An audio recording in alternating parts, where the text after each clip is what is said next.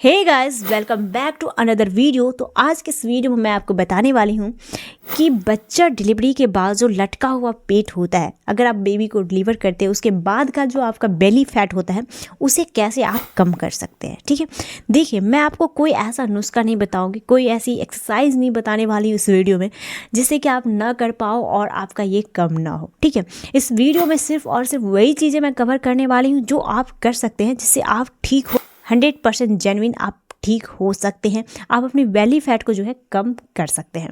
देखिए, अगर आप गर्भवती महिला है या फिर आपने बेबी को डिलीवर कर दिया है, ठीक है, तो सबसे पहली बात है ना, जिस टाइम पे आप प्रेगनेंसी प्लान करते हो आपको उसी टाइम पे डिसाइड कर लेना है आपको पोस्ट प्रेगनेंसी जो है आपको मोटा होना है या नहीं, आपका बेली फैट निकलेगा या नहीं। आप सारा प्लान आप पहले करो। लेकिन कोई बात नहीं, अगर आपने बेबी को जन्म दे दिया उसके बाद ये वीडियो देख रहे हो और आपका पेट निकला हुआ है तो क्या करें, तो ये आपके लिए भी है। तो आगे चलिए देखिए। ठीक है, देखिए सबसे पहली बात यह है कि आपको पहले से ही जिस टाइम पे आप प्रेगनेंसी प्लान करते हो उस टाइम से ही आपको प्लान करना होता है। ठीक है, उस टाइम से भी आपको डाइट का प्लान करना होता है। ठीक है, आप क्या ऐसी चीज़ें करें जिससे कि अभी से ही आपका फैट जो है कम कंज्यूम हो। सिर्फ और सिर्फ आप न्यूट्रिशन डाइट लें और न्यूट्रिशन चीज़ें लें जिससे कि आपको फैट कम हो आपके बॉडी में, और फिर आपका जो बेबी है उसका भी डेवलपमेंट और ग्रोथ अच्छा हो, और फिर आपकी पूरी प्रेगनेंसी भी सेफ़ और सही तरीके से हो, और पोस्ट डिलीवरी भी आपका फैट ना हो। ठीक है, तो उसके लिए पूरा प्लान है मेरे पास। तो चलिए जानते हैं। देखिए सबसे पहली बात जो है ना, मैं इन चीज़ों को आपको बताने के लिए मैंने खुद एक्सपेरिमेंट किया है। ठीक है, कि क्या ये चीज़ें कैसे काम करती है, क्या है क्या नहीं है। क्योंकि मैं अभी कुछ दिन पहले जिम ज्वाइन की थी, लगभग आज से 6-7 महीने पहले। ठीक है, तो मैंने वहाँ पर रिजल्ट देखा कि वहाँ पर लोग कैसे करवाते हैं, कैसे पोस्ट प्रेगनेंसी होती है, या फिर कैसे वेट लॉस होता है हमारा। ठीक है, कैसे हमारी बेली की जो चर्बी है वो अंदर जाती है, या फिर हमारी ब्रेस्ट की जो लटकी हुई चर्बी होती है वो कैसे अंदर जाती है, क्या उसके लिए सही प्लान देते हैं। ठीक है, तो उन सारी चीज़ों को मैं जिक्र करने वाली हूँ। तो ध्यान से इस वीडियो को लास्ट तक बने रहे, आपको पूरा सोल्यूशन मिल जाएगा। ठीक है, देखिए जो सबसे पहली बात है, अभी जब भी आपका गर्भ कंसीव होता है उसके बाद जो अपना डाइट प्लान आप बनाते हैं वहाँ से ही आपको अपनी डाइट का सही सिलेक्शन करना होगा, सही डाइट लेनी होगी जिससे कि बहुत ज़्यादा फैट ना हो और सही और सुरक्षित पोषण आपको और आपके बच्चे को मिल सके। देखिए उसके लिए जो है आपको सबसे ज़्यादा अपने खाने पे कंट्रोल रखना होता है, और खाने को किस तरीके से खाया जाए और क्या खाया जाए इस चीज़ का बहुत ज़्यादा ध्यान रखना होता है। ठीक है, तो सबसे पहली बात है आपको अपने प्रेगनेंसी के दौरान से ही एक्सरसाइज और खाना दोनों का ख्याल रखना होगा। ऐसा नहीं है कि अगर आप गर्भवती महिला है आपकी प्रेगनेंसी तो आप एक्सरसाइज बिल्कुल भी ना करो। देखिए अगर बहुत ज़्यादा कॉम्प्लिकेशन है, आपकी बार बार एबॉर्शन हो रही है या मिसगैरेज की समस्या हो रही है, तो आप डॉक्टर की सलाह ले लें। अदरवाइज जो है आप अपनी जो स्टिचिंग है, जो एक्सरसाइज है वो आप प्रेगनेंसी से ही करें, अपनी डाइट और अपनी एक्सरसाइज। ठीक है, इसको आप कभी ना छोड़ें, पूरी प्रेगनेंसी के दौरान ना छोड़ें। इससे 2 फायदा होगा। पहला कि आप जब बच्चे को जन्म देंगे तो उसके बाद आपका वेट लॉस करने में आपको काफ़ी ज़्यादा हेल्प मिलेगा, क्योंकि ज़्यादा वेट बढ़ेगा ही नहीं। और दूसरी नंबर की बात यह है कि आपको बच्चे को जन्म देते समय दर्द भी कम होगा, क्योंकि आपकी बॉडी की जो फ्लेक्सिबिलिटी है ना वो बनी रहेगी। ठीक है, इससे आपको पेन कम होगा, दर्द का अनुभव कम होगा, और आप जो नॉर्मल बच्चे को भी जन्म दे पाएंगे। तो ये तो मैंने 2 फायदे की बात कर दी। ठीक है, इसके बाद चलिए हम आगे बढ़ते हैं। एक्सरसाइज और डाइट दोनों का ख्याल कैसे रखें।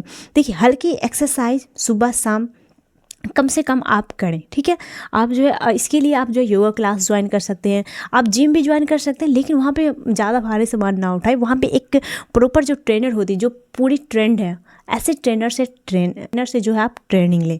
ठीक है, अगर आप जिम ज्वाइन करते हैं तो अदरवाइज अगर आप योगा ज्वाइन करती हैं तो वहाँ के ट्रेनर ऑलरेडी ट्रेंड होते हैं, वो आपको सही गाइडेंस में सही एक्सरसाइज करवाएंगे जिससे आपका माइंड काफ़ी ज़्यादा रिलैक्स होगा। वो बच्चे के डेवलपमेंट और ग्रोथ के लिए भी अच्छा होगा, उसके शारीरिक और मानसिक विकास के लिए बहुत ही ज़्यादा अच्छा होगा अगर आप गर्भावस्था में योगा ज्वाइन करते हैं तो।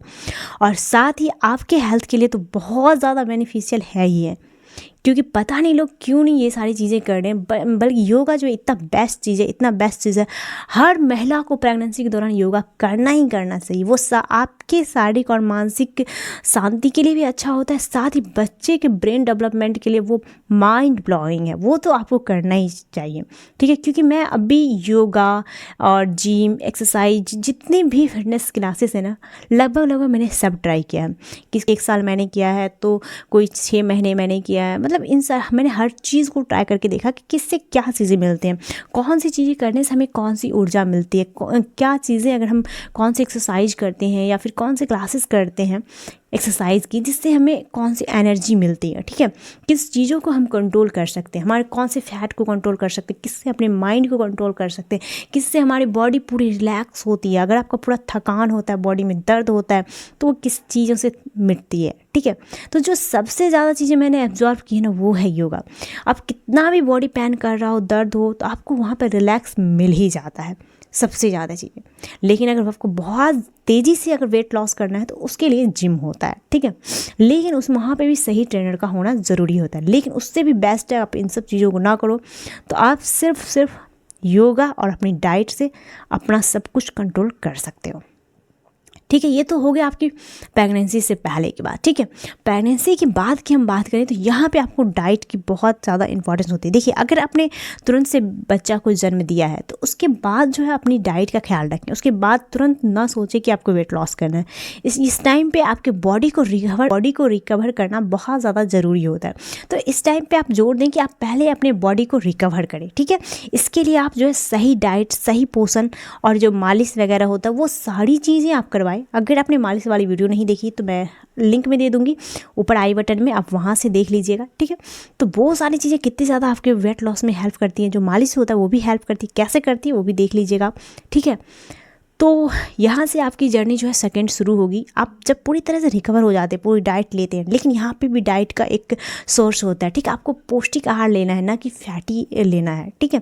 आपको पौष्टिक लेना है पूरा अच्छा। और जो है आपका जो पानी है वो हमेशा याद रखिए कि आप गुनगुना पानी का यूज़ करें। इससे जो है आपके पेट की जो मसल्स होती हैं, जो मांसपेशियाँ होती हैं, ठीक है, उसमें भी जो दर्द जो होता है ना उसको कम करेगा। और जो कॉन्स्टिपेशन वगैरह होता है, जिससे आपको तनाव महसूस हो सकता है, आपको थोड़ा जो है प्रेशर महसूस हो सकता है, उन चीज़ों को भी कम करेगा, ठीक है। आपका कॉन्स्टिपेशन कम हो जाएगा, आपका जो है मांसपेशी का सिकुड़न जो है, दर्द होता है जो, वो चीज़ें कम होगी। इसलिए आप जो है, और साथ ही आपको वेट लॉस में इतना फ़ायदा करेगा कि आप सोच नहीं सकते हो, ठीक है। आप गर्म पानी का यूज़ करना शुरू कर दें कंटिन्यू, ठीक है, वो करें। नंबर दूसरा, आप जो है अपने बच्चे को खुद का दूध पिलाएं, बाहर के दूध बिल्कुल भी ना पिलाएं। इससे क्या होगा ना कि आपका जो ब्रेस्ट मिल्क बाहर निकलेगा, ठीक है, उससे भी जो आपका कैलोरी जो है वो बर्न होगा। उस कैलोरी जो बर्न होगा तो उससे भी आपका फैट जो है वो कंट्रोल में आएगा। तो दूसरा काम ये आप ज़रूर करें। तीसरा काम, आप जो अपने खाने से शुगर को निकाल दें, ठीक है, यानी कि चीनी वाली चीज़ें, मीठी चीज़ों को निकाल दें, ठीक है। दूसरी चीज़ें, आप जो कार्बोहाइड्रेट वाली जो चीज़ें होती वो चीज़ें खाना बंद कर दें, बिल्कुल ना के बराबर। जैसे कि रोटी और चावल ही अगर आप खाते हैं, चावल एकदम कम मात्रा में खाएं, ज़्यादा मात्रा में दाल खाएं, सब्जी खाएं, सब्जी, दाल, फूल, इन सब चीज़ों का मात्रा अपने खाने में आप बढ़ा दें, ठीक है। साथ ही चावल और रोटी का जो मात्रा है ना, इसको अपने खाने से थोड़ा सा कम कर दें और ऐसी चीज़ें खाएं जिससे ज़्यादा एनर्जी मिले, ठीक है। इन सब चीज़ों का आप यूज़ करें। दाल, रोटी, चावल, दूध, दही, इन सब चीज़ों का ज़्यादा मात्रा में इस्तेमाल करें। अंडा